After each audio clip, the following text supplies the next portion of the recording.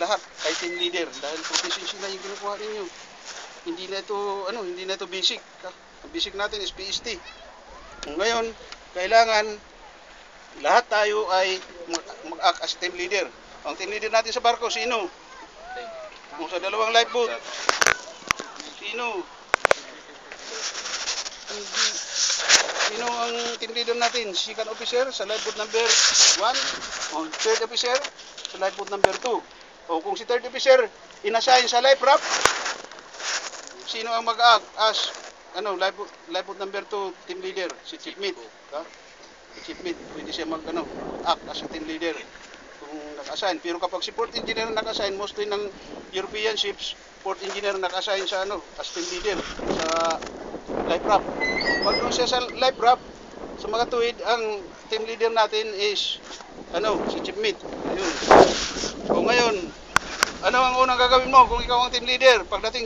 Paglampas natin sa ng 400 meters sa lumulubog na barko. Anong gagawin? Stream DC anchor. Wala tayong DC anchor dito. Ang stream DC anchor, what is the purpose of streaming DC anchor? Ano ang purpose ng streaming? Yung bundok parang gumagalaw. Yung bundok, no? Parang gumagalaw yung bundok. Isa, stability. Stability. Kapag may sea anchor ka, ang halimbawa nandito ngayon ba't yung hindi gumagalaw? Ang bahay. Ang lifeboat mo facing to the wind and wave lang. Ganyan ka, ganun-ganun ka lang. Hindi ka magka-capsize. Kasi kapag nag-capsize ka, delikado na. Ngayon, Pangalawa, slow drifting or minimize drifting. Bakit natin i-minimize ang drifting? Why we minimize the drifting? Para hindi ka lumayo sa barko na dinubugan ng barko. Kasi pag lubog ng barko, ang GNDS is mag-activate. O kung ano ang nakalagay sa sa coordinates, nakalagay sa yun lang ipapadala doon.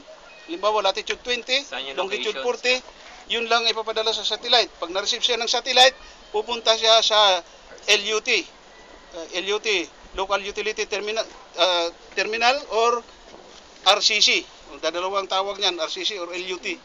O RCC, pagkatapos ng RCC, ibabato sa MCC, sa Mission Control Center. O pagdating doon sa Mission Control Center, sila magpapadala ng rescuer. O una, i-activate muna nila yung mga nearest vessel aircraft diyan sa linubugan. O nila yan. O para sa kung maghahanap ng survivors. O pangalawa, ipapadala niya Coast Guard doon. O pag walang capability ang Coast Guard, Navy. Pag walang capability ang Navy, Air Force. So ito, pag walang capability lahat yun, wala na tayong magawa. Wala na. O yun ang natin. Ang natin sa slow drifting. Pangatlo, ang purpose natin sa sea anchor. Anong purpose natin sa sea anchor? Kita mo, pag tayo sa hangin. Manuver na.